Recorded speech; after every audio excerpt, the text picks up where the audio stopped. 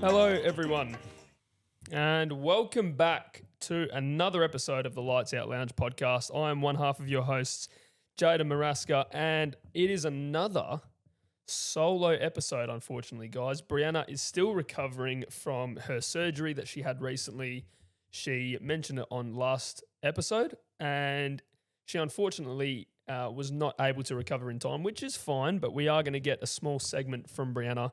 She has asked for us to give her a little ring to say that she's all good, and maybe we'll get a little, if she's able to, a little thought or two on the race just gone. So, as you can see to the left and right of me, Lando Norris wins the 2025 Formula One World Drivers' Championship. Now, you may be saying, if you're on YouTube, you can see the paper, the pictures. You might be saying, Jayden, what on earth is Lando Norris doing on set? Well, I've seen this photo genuinely over 100 times, and I can't get it out of my head. So it only felt right to bring it to life and bring it on the pod episode today. So there you are, Lando Norris with a photoshopped image of the World Drivers' Championship.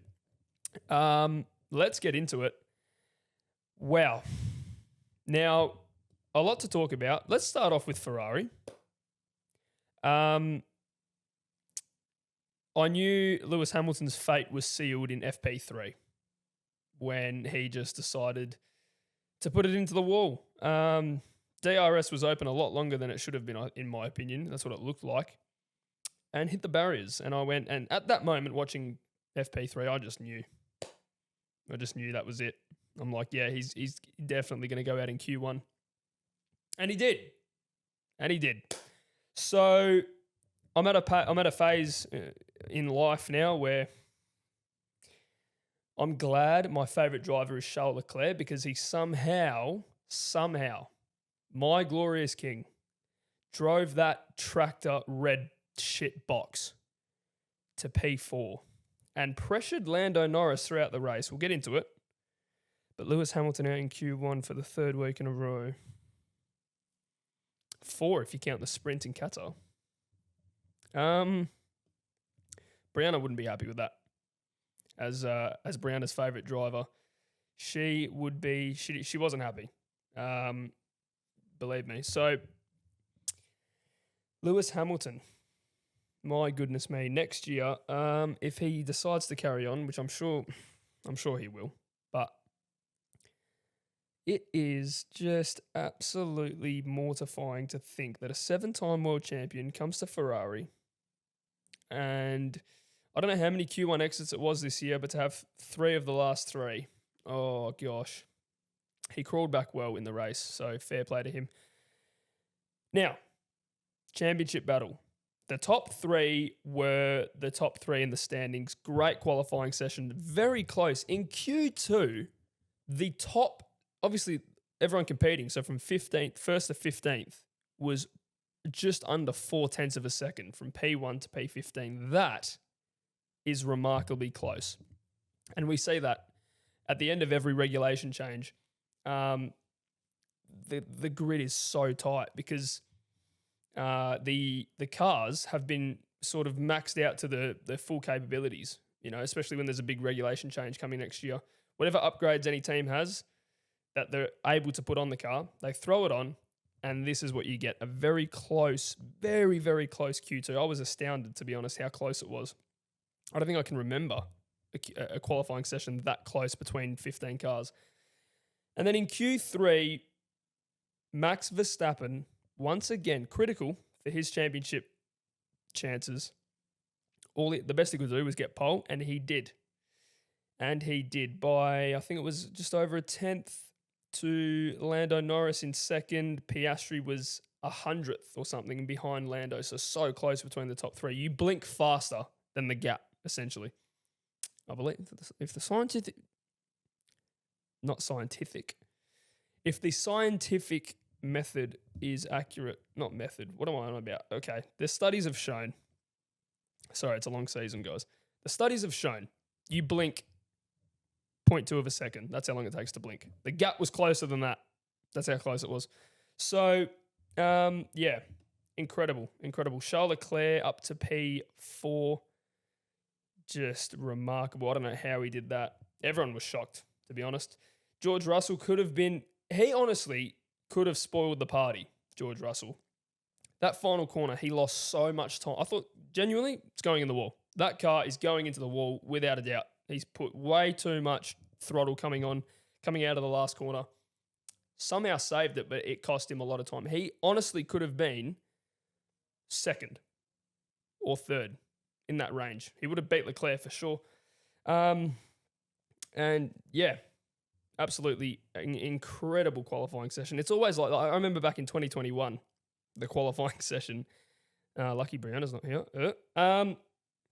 It was Verstappen's first. I remember like it was yesterday. Verstappen's first qualifying lap was enough for him to get pole.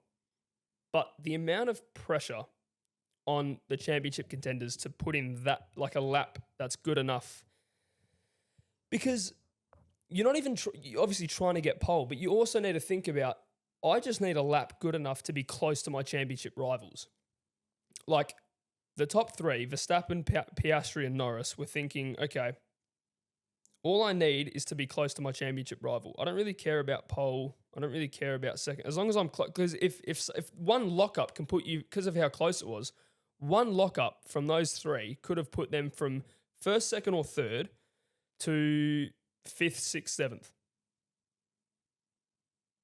Lol. So it was 3 perfect laps from those 3, and they did an incredible job. The pressure didn't get to them, which is a testament to how well they've done all year.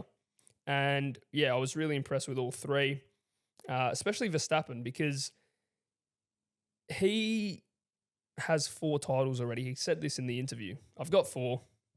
It'll be nice to have 5, but I don't really care if I get 5 because I got 4 already. And he just wiped the floor and got pole. And yeah, unstoppable. Even in the race, no one could get close to him. So yeah, very, very good job from Verstappen. And then on the race day, the Sunday, December 7th. It's lights out and away we go. And the top 3 stayed as they was. Charles Leclerc, I thought, was going to get taken out by George Russell. That was very close. Or Fernando Alonso, I can't remember. I thought, yep, he's gone. Sweet, that sums up our year. Managed to hold on. Halfway through the lap, all of Australia rose to their feet when we saw Oscar Piastri go around the outside of Lando Norris at turn 9. Turn 9. Unbelievable. I thought, could be a bit of contact. That might be a bit naughty. They held on. Piastri held on to second. On an alternate strategy as well. Not alternate. My God, I've been watching too much F1. On the alternate strategy, so Verstappen and Norris on the mediums, Piastri on the hards. Incredible. To the fact he held on for that long on those hard tyres was immaculate. Absolutely amazing. My glorious king just was a thorn in the side of Lando Norris. This almost didn't happen. Think about it. If Leclerc was able to hold on to his tyres, this wouldn't have happened. This would have been Verstappen. Charles Leclerc just out of nowhere, because we weren't expecting this race trim from Ferrari at all. Since Qatar, and they said, no upgrades are coming for Abu Dhabi. Sweet. P11 and 12. Yay. Charles Leclerc said, no, piss off. There's no way I'm doing that. I'm going to qualify P4 and put the championship leader under pressure for 3/4 of the race. And he did. And I was thinking, there is no way Charles Leclerc is going to take this away from Lando Norris, because he's got nothing to lose. Charles Leclerc is not fighting for a title. The team they're not going up or down in the constructors. They're sitting comfortably at 4th now. And I thought for a while that they were going to, get a bit frisky with it, but they didn't. Leclerc was just there, just trying to put the pressure on Lando. Lando would have been looking in his mirrors more than what was in front of him, because Charles Leclerc just kept putting in lap times that were quicker. They were quicker than Lando's. A Ferrari was quicker than a McLaren in 2025. I haven't said that too often. So I was actually scared for Lando, because even though as a Charles Leclerc fan, I didn't want any driver to interfere with the top three. I didn't want any driver, like for Verstappen to win the title, I wanted Lando, like, not that. I wanted Lando Norris to like make a mistake, if that makes sense. I didn't want any driver getting in the way. I didn't want anyone sort of, like when Yuki Tsunoda did his work on Lando, even though it was a terrible job, I wasn't a fan of it, because it's like, yes, it's to help Verstappen, but Tsunoda, mate, you're being demoted. And the last thing you do for Red Bull is to try and stop Lando Norris, and couldn't even do that. I wasn't a fan of that. You know what I mean? So if Norris was to win the world title, you know, obviously all he had to do was finish on the podium, which he did. But I wanted, it's hard to explain. I didn't want any other driver. Like if Piastri was to win the world title, I wanted Norris and Verstappen to take each other out, not Norris get taken out by Charles Leclerc and then Verstappen retire with a mechanical problem, something like that. Or the other way around. Anyways, I'm yapping away. Lando Norris, congratulations, mate. You are the 2025 Formula One Drivers' World Champion. Well done, mate. Thoroughly deserved. Now, I've had a look on the socials, and a lot of Lando fans not happy with my comments regarding the papaya rules. And I think it was taken out of context. Or I don't think how I worded it was getting through the heads of the Lando Norris fans, if that makes sense. So when I said papaya rules that's been used to favour Lando Norris, what I'm saying there is they weren't all the rules that were applied this year. There was some that favoured Oscar Piastri as well, but it was the amount of papaya rules and the amount that Oscar was not. It's not that he wasn't treated fair. This is the issue as well, by the way. I just need to tap in on this. Lando fans and Oscar fans going head to head when really it's out of the driver's control. It's out of it is to a certain extent. Like, for example, in Monza, Oscar Piastri didn't have to give up the position to Lando Norris after that slow pit stop. But he chose to. He chose to do it because the team gave him that option to do it. So if you're going to be mad at one driver or the other driver or the fan bases of both drivers, look at the team. Look at the team. Look how much controversy they've brought to the season. And they've tried to keep it fair. That's the issue. When you've got, without a doubt, McLaren are the best team on the grid by far. Unstoppable. They scored, what was it, over 800 points in the Constructors, just about. Unbelievable. So when the caveat to that is you're going to have scenarios like we had this season where one driver makes a mistake or the team make a mistake, for example, in that Monza race, the pit stop. And because if Oscar Piastri was third and it was Verstappen that overtook Norris, that's fine. Race away Lando. But because it was Piastri ahead of Lando Norris, right behind Lando Norris when it happened, the team had to get involved and say, listen, Oscar, you got to give the position back to your teammate. But there's inconsistencies. Do you know what I mean? There's inconsistencies because Oscar Piastri on the radio said, listen, I was told slow pit stops are a part of racing. So therefore the position's mine. But you've told me to give it up. I'll give it up because he's a nice guy like that. Mind you, he was leading the Drivers' Championship at that point, Piastri was. So, and then in Singapore, this is what I'm getting at. So the slow pit stop is not Lando Norris's fault. But Oscar Piastri has to concede position. The Singapore incident at turn 2 was not Lando Norris's fault. But it hampered Oscar Piastri. But Lando didn't have to give the position back. because Verstappen was standing up the inside. This is where it's a problem. This is where you get these inconsistencies and the fan base is going at each other's throat. My throat is so sore. It's been groped so many times by Lando fans. It's unbelievable. I'm still recovering. Me and Brianna are still recovering. That's the that's what I bring to the table for something like this. Okay, it wasn't Lando's fault that there was a slow pit stop. It wasn't Oscar's fault that there was a slow pit stop, but Oscar Piastri had to concede position because Lando Norris was ahead. In Singapore, it wasn't Oscar Piastri's fault. It wasn't Lando Norris's fault. Lando's trying to avoid Verstappen, but in doing so, took out his teammate and gained a position. But Lando didn't have to concede position. It's just they need to sort that out over the off season. They need to. My personal opinion is just let's go racing. Don't worry about because slow pit stops. Oscar Piastri is correct. Slow pit stops are a part of racing, right?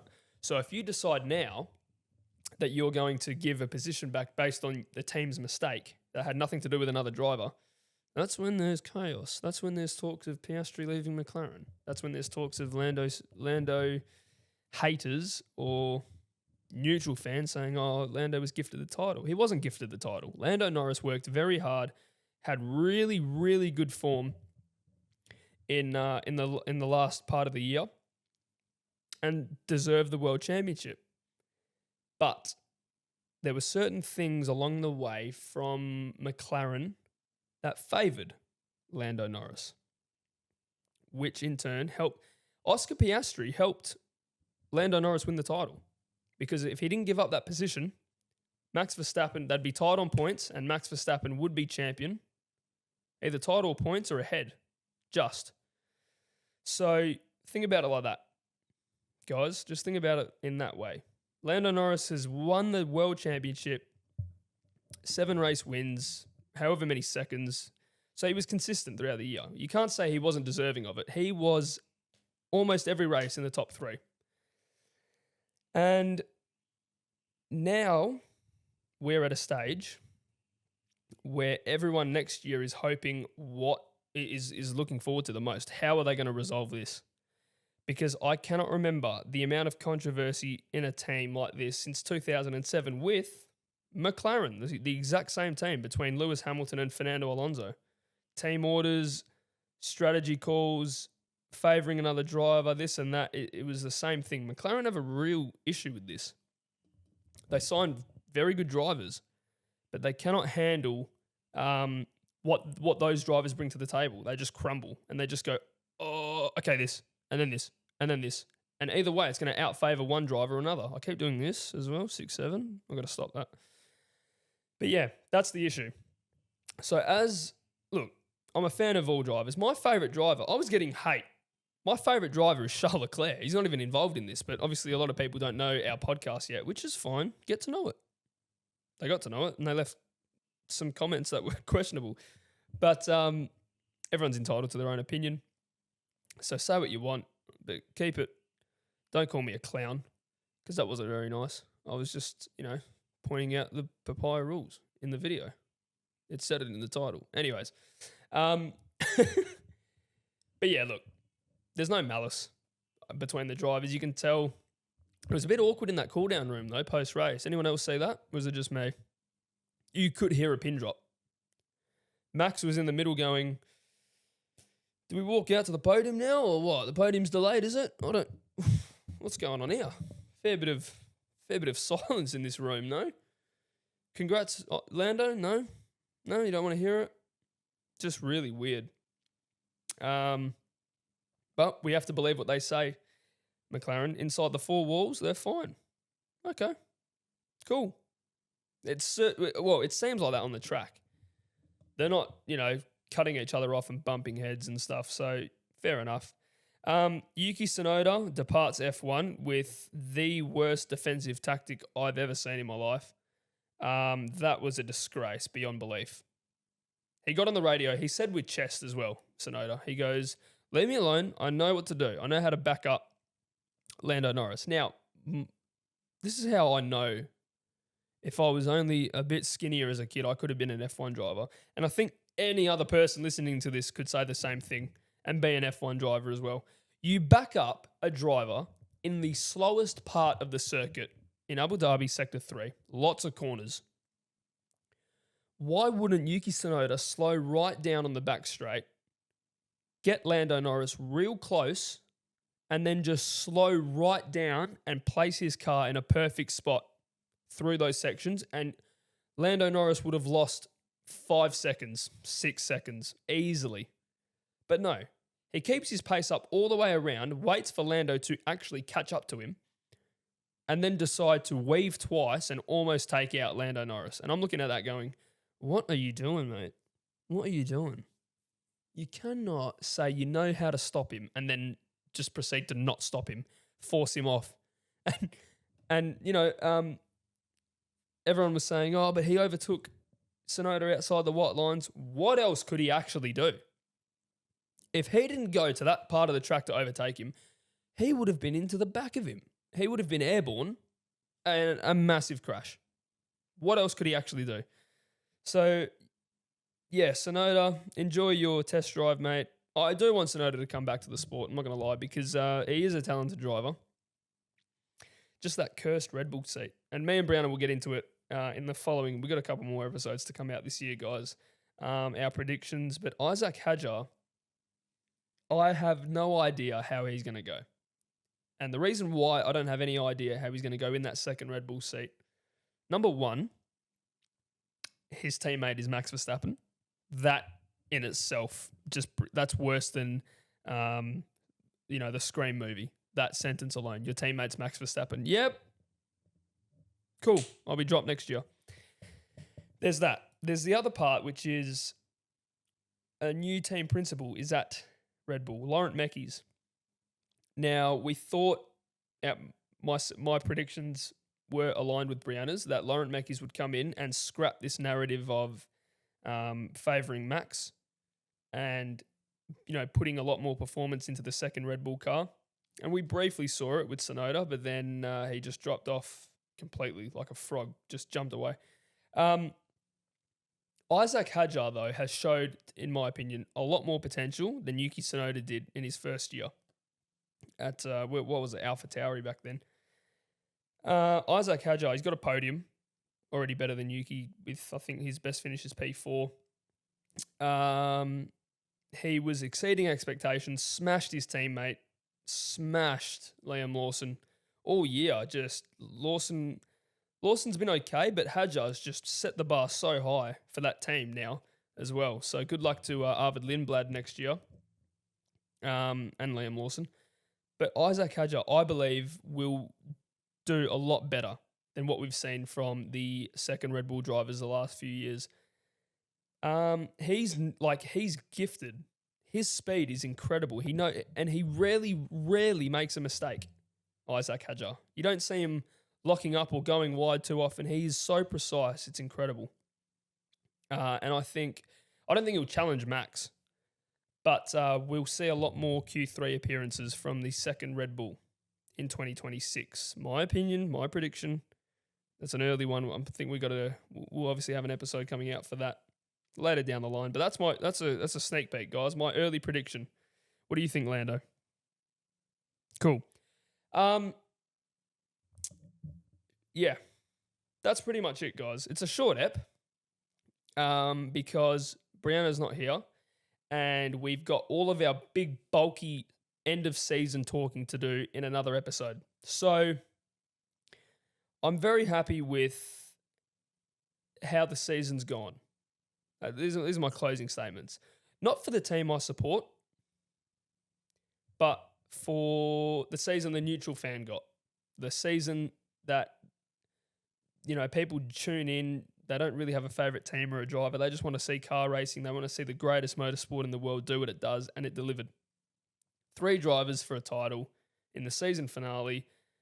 We got some pretty big crashes this year. Thankfully, everyone was okay. Just everything. This season had everything. So we can walk away saying the season was amazing. really good season, and a very good season for me and Brianna to start a podcast on because it gave us so much content. There was driver swaps, there was demotions, there was everything. It had everything.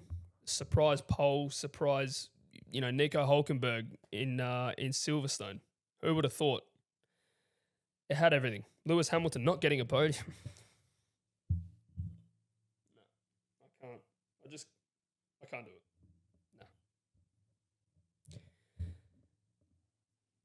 Just Carlos Sainz got dropped by Ferrari at the beginning of 2024, goes to Williams in 2025, and proceeds to have 2 podiums to his name with Lewis Hamilton in a Ferrari not getting any.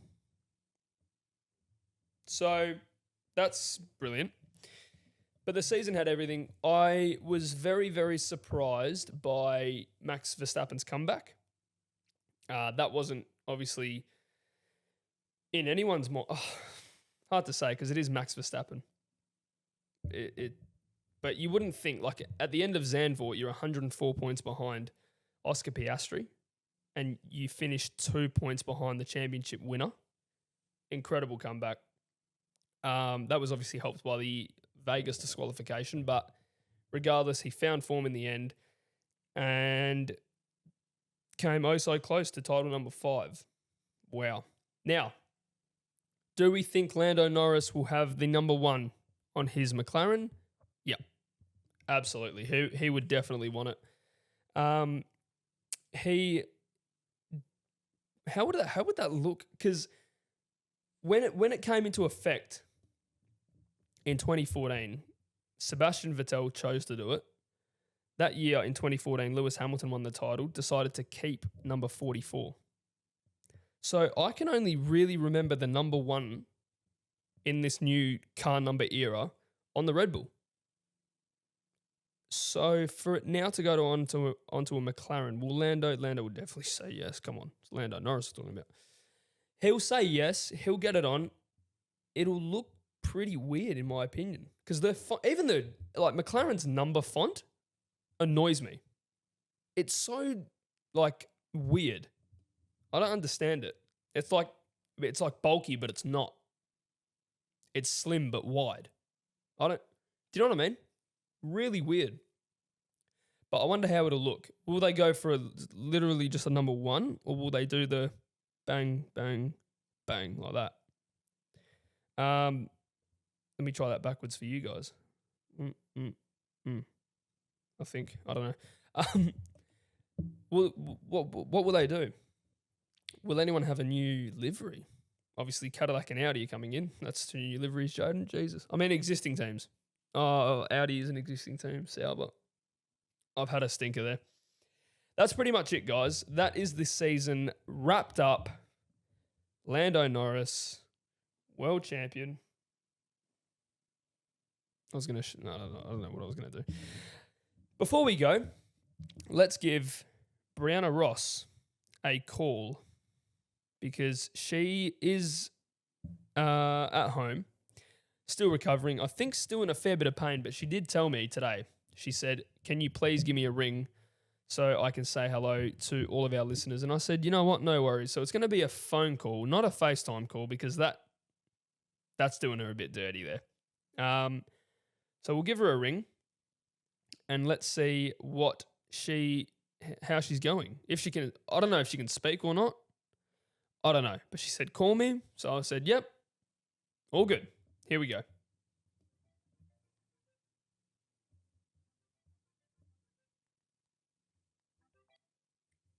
Hello.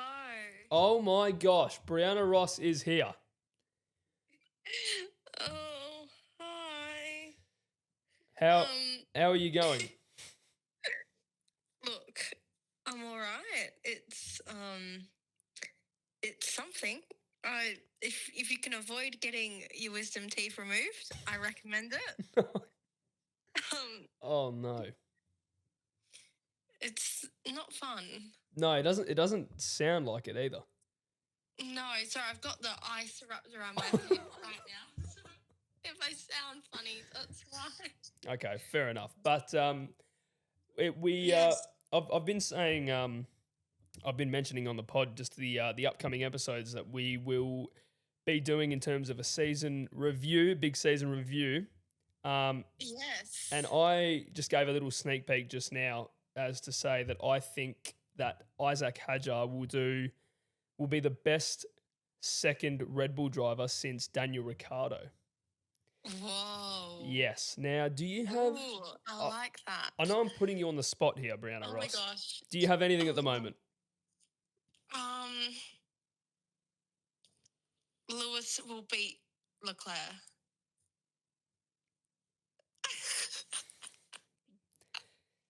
Do you want to rethink your answer, or are you going to stay with that? No, new regulations. Lewis has hated this one, even at Mercedes. So I think next year he's going to love the car. I don't know how to feel about that. But you know what? You're every chance. Yeah. Put me on the spot, and that's what I came up with. He's Sorry, every chance. I sound so funny. This is the most talking I've done in a week. Oh gosh. Well, you know what? I will say it now. You sound better than I expected. Because before I called you up, I said, I don't know what's going to happen here. If she's just going to slur her words or anything, but let's have a look. And you know what? You've exceeded my expectations. That's awesome. Oh. Awesome. Sorry, it feels so hard to open my mouth to talk. Yeah. But yeah, what a race! What an end to the season, Lando. Yeah. I've got him here on my left and right, so it's.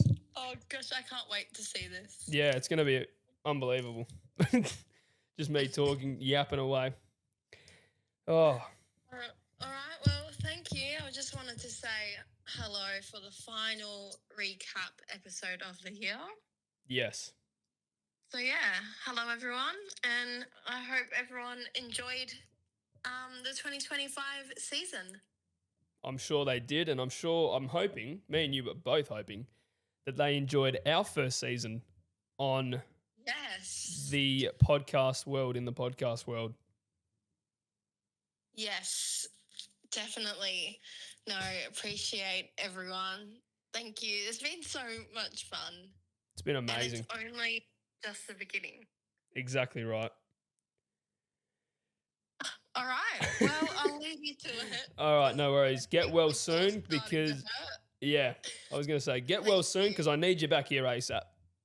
Oh, thank you. I'll be back soon. All right. All right. Finish the app strong. I shall. Believe in you. Thank you. All right.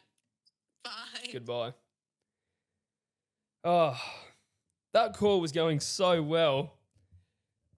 And then she said Lewis Hamilton to beat Charles Leclerc. Where did that come from? Excuse me. Where did that come from? What a way to end the year. You know what? She could be right. That's it, guys. That is it. The final recap for the season. Obviously, I just hung up from Brianna, but on behalf of Brianna and myself, thank you so much, guys, for listening to us all year. We started off at the end of the Chinese Grand Prix. We had a delayed start. We missed a couple of races here and there, getting everything sorted to bring the content that you're looking at right now. And you've stuck with us.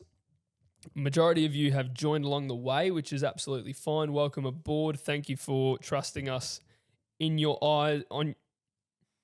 Thank you for trusting us in your ears and your eyes. I can't speak today. Thank you so much.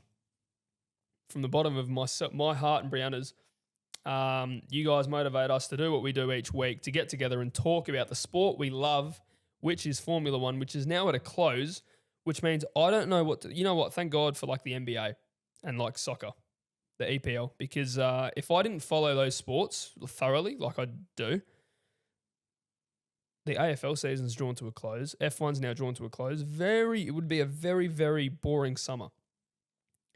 But I've got sport. My sport brain reaches far and wide to many other sports, so we're all good. Is that a sweat patch? That's embarrassing. Anyways, guys, I'm yapping. Thank you for the season that you've given us as the audience. We hope that we've done good for you. And as Brianna said, it is only the beginning. We are coming back bigger and better next year. But don't get too sad. There's a few more episodes to come for this season.